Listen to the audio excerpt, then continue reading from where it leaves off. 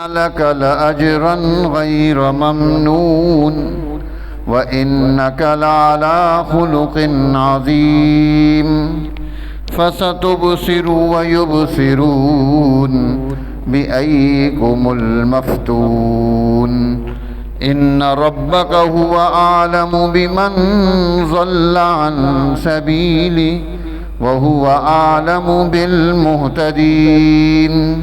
وقال النبي الكريم صلى الله عليه وسلم إنما بعثت لأتمم مكارم الأخلاق أو كما قال النبي الكريم صلى الله عليه وسلم. صدق الله العظيم وبلغنا رسوله النبي الأمي المدني الهاشمي الكريم ونحن على ذلك لمن الشاهدين والشاكرين والحمد لله رب العالمين. محترم سامعین کرام، عزیز دوستو، حضور نبی اکرم صلی اللہ علیہ وسلم کی خوبیاں، کمالات، جن پر کچھ گفتگو گزشتہ جمعوں میں ہم سن چکے ہیں. قرآن حکیم نے نون والقلم یہ دو قسمیں اٹھائی ہیں. نون کی قسم اٹھائی ہے اور قلم کی قسم اٹھائی ہے. نون کی قسم اٹھا کر یہ سمجھایا کہ آپ جس طرح نون اول میں بھی آخر میں بھی خود ہی آتا ہے، نون کا شروع بھی نون ہے، نون کا آخر بھی نون ہے. آپ صلی اللہ علیہ وسلم کی نبوت سب سے پہلے بھی ہے، سب سے آخر میں بھی ہے. آپ کے بعد اب کوئی نبی نہیں آئے گا، جو آئے گا وہ جھوٹا ہوگا. ختم نبوت پر اس نون نے مہر لگا دی کہ اب کوئی نبی نہیں آ سکتا، کہ آپ سب سے آخر میں بھی آپ ہی ہیں نبوت کے. اور دوسری چیز یہاں قسم اٹھائی قلم کی، والقلم وما یسطرون. اللہ جل جلالہ نے سب سے پہلے کائنات میں 3 چیزوں کو پیدا کیا ہے. اس کا عرش پیدا ہوا، پھر اس نے پانی پیدا کیا، پھر اس نے قلم کو پیدا کیا. تو یہ 3 چیزیں سب سے پہلے پیدا ہونے والی ہیں. قلم کائنات میں سب سے پہلے آنے والا ہے. اور یہاں جو قلم کی قسم اٹھائی، یہ تکوینیات کا وہ قلم ہے جسے تقدیر کا قلم کہا جاتا ہے، کہ جس کے ذریعے سے اللہ جل جلالہ نے کائنات میں جو کچھ ہے وہ سب قلم کے ذریعے سے لکھوا دیا. اور یہ قلم کائنات ہر وقت چل رہا ہے. یہ قلم تکوین ہر وقت مصروف عمل ہے. یہ رکتا نہیں، یہ ٹھہرتا نہیں، اس میں سکون نہیں، یہ مسلسل لکھ رہا ہے.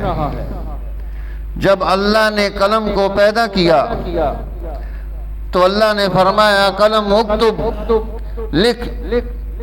اس قلم نے اس حکم کو مانا، پھر اللہ کے علم کو لکھنا شروع کر دیا. اب کوئی آدمی اگر قلم کے ذریعے سے علم کو جمع کرنا چاہے گا تو اسے پہلے علم حاصل کرنا پڑے گا. جہاد میں سے ایک قسم علم جہاد کی ہے. جہاد کی جو قسمیں ہیں ان میں سے ایک قسم علم کی ہے. اور علم کو ظاہر ملتا ہے قلم کے ذریعے سے. علم تو چھپی ہوئی چیز ہے. علم تو اندر کی چیز ہے، اس کا اظہار کیسے ہوگا؟ قلم کے ذریعے سے ہوگا۔ اب کوئی آدمی اگر لکھنا چاہتا ہے اسے پہلے علم حاصل کرنا پڑے گا، علم حاصل کرے گا تو لکھ سکے گا۔ اسی لیے یہ علم انسان کی پیدائش کے ساتھ ہی اس کو شروع کر دیا۔ جیسے ہی بچہ پیدا ہوتا ہے اس کا تعلق علم کے ساتھ شروع ہو جاتا ہے، اس کے کان میں اذان دی جاتی ہے، جب بولنا شروع کرتا ہے اسے علم دیا جاتا ہے اللہ کی عظمت کا۔ اول کلامہ لا الہ الا اللہ، اللہ اکبر، اس کی زبان پر جاری کرنے کی کوشش کی جاتی ہے کہ یہ مسلمان کا بیٹا ہے، اس کا پہلا کلمہ وہ اللہ کی عظمت کا نام ہونا چاہیے۔ اب اس کے ذریعے سے اسے اللہ کا علم آیا۔ اب جب وہ بچہ بولنا شروع کرتا ہے تو وہ علم حاصل کرنا شروع کرتا ہے، اس لیے اس کے پاس سوالات ہی سوالات ہوتے ہیں، ہر ایک کی اور ہر چیز کی تحقیق چاہتا ہے، پوچھتا ہے۔ ہر نام ماں باپ اپنے بچے کو بتاتے ہیں تو یہ ماں کی گود سے اب تعلیم و تعلم کا سلسلہ شروع ہو گیا، یہ ابتدائی تعلیم ہے۔ اسی لیے قرآن حکیم کا سب سے پہلا نازل ہونے والا، قرآن کا سب سے پہلا دنیا میں اترنے والا جو حکم نامہ تھا وہ کیا تھا؟ اقرأ بسم ربک الذی خلق، اقرأ، پڑھنا شروع کر، یہ علم حاصل کرنا شروع کر، کائناتوں کا علم حاصل کر، نبوت کا علم حاصل کر، رسالت کا علم حاصل کر، اپنی زندگی کی نشو و نما کے علوم حاصل کر، اپنی بقا کے علم حاصل کر، اپنی ترقی کے علم حاصل کر۔ یہ انسان کے علم کے حصول کا دور ہے، یہاں سے وہ تعلیم کا سلسلہ آگے بڑھ رہا ہے۔ اس لیے سب سے پہلا حکم نامہ اقرا، پڑھنے کا حکم نامہ آیا ہے کہ پڑھے گا تو علم حاصل کرے گا۔ اب پڑھے ہی نہ تو کیسے علم حاصل کر سکتا ہے؟ اب جب پہلی تعلیم کائنات میں اللہ کے تعارف کی پہلی تعلیم حاصل ہو گئی، انسان دنیا میں پہلے ابتدائی تعلیم حاصل کرتا ہے، ثانوی تعلیم پھر حاصل کرتا ہے، پھر اعلیٰ درجے کی تعلیم کی طرف چلتا ہے۔ یہ تعلیم کا دور آگے بڑھتا ہے، انسان پڑھ رہا ہے، علم حاصل کر رہا ہے، آگے بڑھتا جا رہا ہے۔ اس لیے پھر اللہ نے فرمایا اقرا، دوسری مرتبہ اسی صورت میں پڑھ، وَرَبُّكَ الْأَكْرَمُ، اور تیرا رب بڑا کریم ہے۔ اس کا کرم کیا ہے؟ الَّذِي عَلَّمَ بِالْقَلَمِ، اس نے تمہیں قلم کے ذریعے سے تعلیم دی۔ قلم کے ساتھ انسانی زندگی کا بہت گہرا رشتہ بنا دیا کہ اب یہ اس قلم کے ذریعے سے اس تعلیم کو حاصل کر کے یہ آگے بڑھے گا، اللہ کا تعلق بھی حاصل کرے گا، اللہ کی کائناتوں پر بھی غور و خوض کرے گا۔ تو یہ علم، یہ انسان جتنا علم میں آگے بڑھے گا، اب معلومات ہوں گی، بیٹھے گا تو قلم لکھنا شروع کر دے گا۔ اگر معلومات ہی نہیں ہیں، پاس علم نہیں ہے، تو وہ سوچتا بھی رہے تو قلم کیا لکھے گا؟ اس کے پاس معلومات کا ذخیرہ ہی نہیں۔ اس لیے یہ علم حاصل کرنا، کائنات میں سب سے پہلے قلم کو پیدا کر کے اللہ نے انسان کو سمجھایا کہ اب تمہیں بھی تعلیم حاصل کرنی ہے، علم حاصل کرنا ہے۔ حضور نبی اکرم صلی اللہ علیہ وسلم ارشاد فرماتے ہیں، آپ جب معراج پہ گئے، آسمانوں کی سیر کی، بلندیوں پر پہنچے، کائناتوں کے اس نظام سے اوپر کے نظام میں جب پہنچے، ملأ اعلیٰ میں پہنچے، وہاں سے آگے کا سفر کیا۔ جب وہاں پہنچے، اللہ کے حبیب فرماتے ہیں اب میں کیا کر رہا ہوں؟ میں قلم کے چلنے کی آواز کو وہاں سن رہا ہوں کہ قلم لکھ رہا ہے، اس کی چر چر کی آواز لکھنے کی میرے کانوں میں پہنچ رہی ہے کہ اللہ کے عالم ملکوت میں وہاں اس کے احکامات کو قلم لکھ رہا ہے، وہ مسلسل لکھ رہا ہے۔ ہر انسان کے نوشتے کو لکھا جاتا ہے، اس کی پیدائش کو لکھا جاتا ہے، اس کی عمر لکھی جاتی ہے، اس کے سانس لکھے جاتے ہیں، اس کا رزق لکھا جاتا ہے، اس کی ہر چیز کو لکھا جاتا ہے، یہاں تک کہ اس کے پیدا ہونے سے پہلے اس کی موت لکھی جاتی ہے، یہ مرے گا کب۔ ہم تیاریوں میں مصروف ہوتے ہیں، موت سر پہ کھڑی ہوتی ہے۔ تو میرے دوستو، قلم لکھ رہا ہے، قلم اپنی تعلیم اور تعلم کے اس دور کو آگے بڑھا رہا ہے۔ اب ہمیں بھی حکم دیا کہ ہم اس قلم کے ذریعے سے جس طرح اللہ کائنات میں علوم کو بکھیرتا ہے، اب انسان نے تحقیق شروع کی، کائنات میں کتنی چیزیں ہیں جن کی تحقیق کر کے علم حاصل کر رہا ہے، انجینئر کتنی تحقیق کر رہے ہیں، اطباء، حکماء، ڈاکٹر کتنی تحقیق کر رہے ہیں، ریسرچ کتنی ہو رہی ہے، سائنسدان کتنی تحقیق کر رہے ہیں، ایک ایک چیز کے آگے بڑھ رہے ہیں۔ وہ کیسے بڑھ رہے ہیں؟ کائناتوں میں اگر اس کا علم موجود نہ ہوتا تو وہ آگے کیسے بڑھتے؟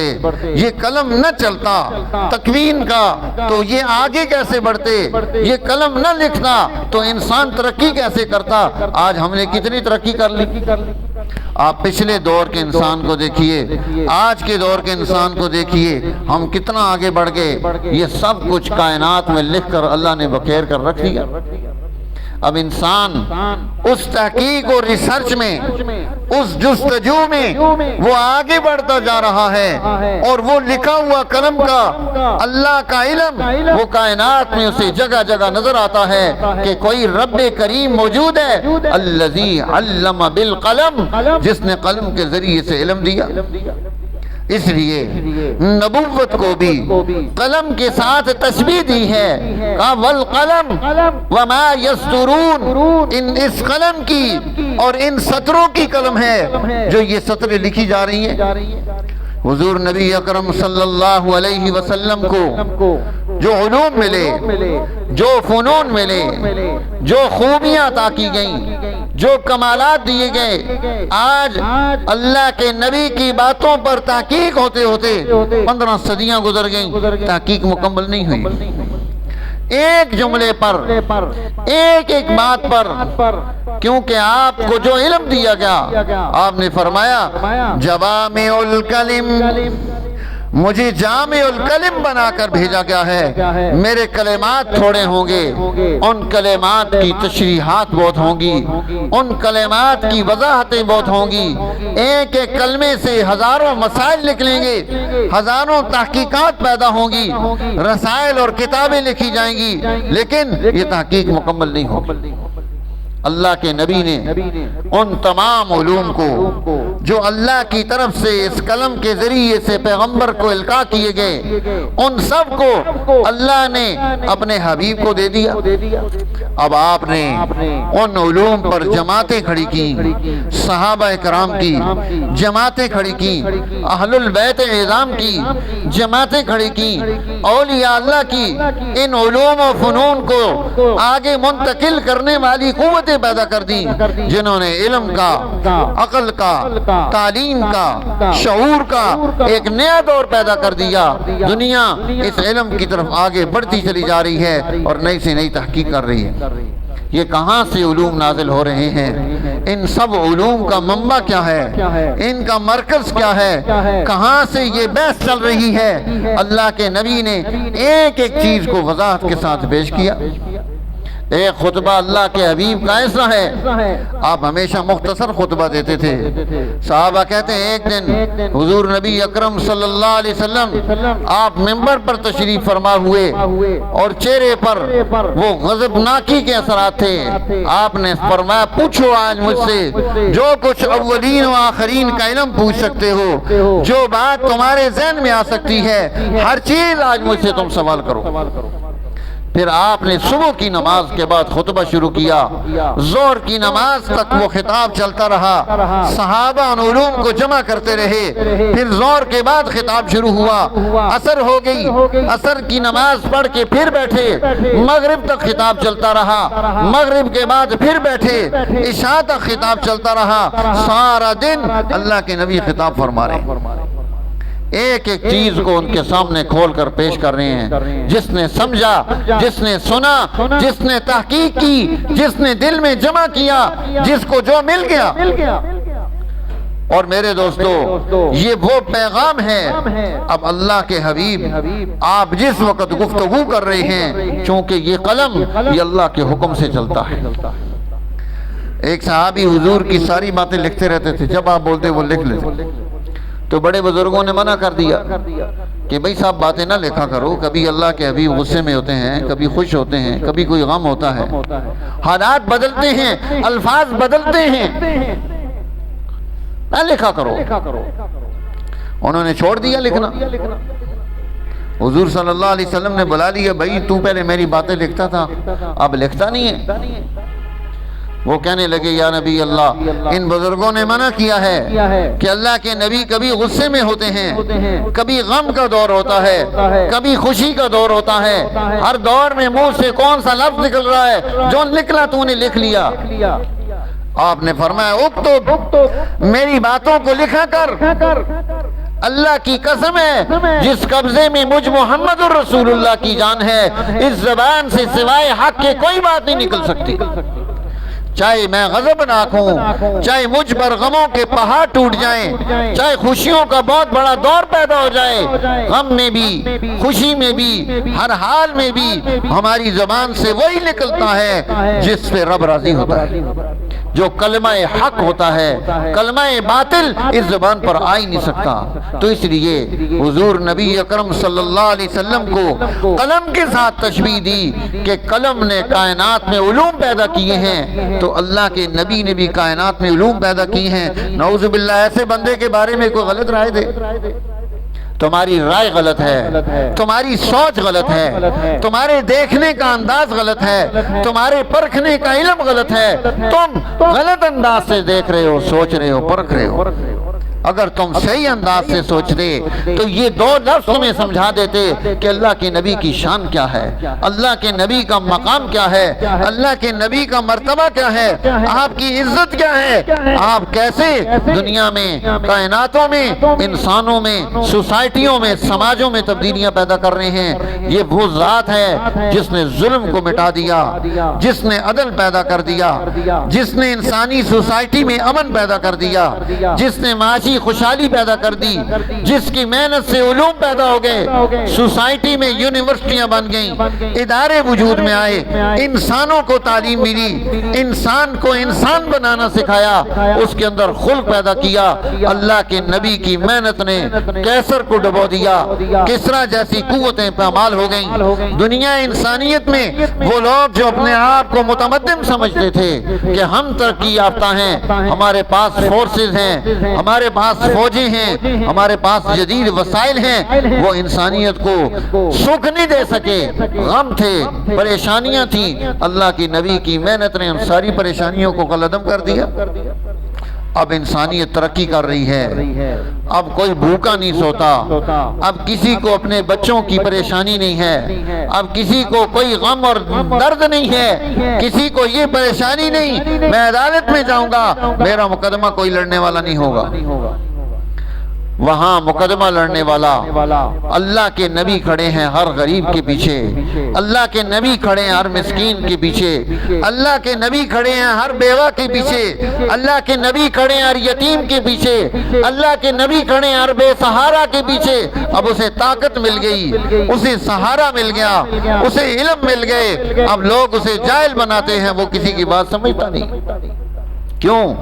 اسے وہ علوم مل گئے جو کائناتوں میں کہیں نہیں ملتے تھے۔ پھر اللہ کے نبی نے سخاوت سے ہر چیز آگے دی، آپ نے مال بھی سارا اللہ کے راستے میں دیا، علوم دیے، تعلیم دی، فنون دیے، کائنات میں اتنے علوم بکھیر دیے کہ انسان قیامت کی صبح تک انہیں چنتا رہے گا، لیکن وہ اس سارے کو جمع کرنے کے باوجود بھی اس کے پاس سارا کچھ ہوگا، کائنات میں علم پھر بھی بڑا ہوگا۔ تو یہ ہیں ہمارے آقا و مولا، اللہ جل جلالہ ہمیں دین کا درست تعارف نصیب فرمائے تاکہ ہم دنیا کو پھر بدل سکیں، ایک نیا دور پیدا کر سکیں جس سے ہماری دنیا بھی خیر والی ہوگی اور انسانیت ترقی کرے گی، کمال پیدا ہوگا۔ یہ تب ہوگا جب مسلمان شعور حاصل کرے گا، جب مسلمان اٹھے گا، جب یہ اپنے اندر وحدت پیدا کرے گا، جب یہ اجتماعیت پیدا کرے گا، جب یہ نفرتوں، لڑائیوں، جھگڑوں سے نکلے گا، یہ اپنے اندر قوت پیدا کرے گا، ایک جگہ جمع ہوگا۔ اللہ تعالی ہمیں ایسا کرنے کی توفیق نصیب فرما دے۔ وآخر دعوانا الحمدللہ رب العالمین۔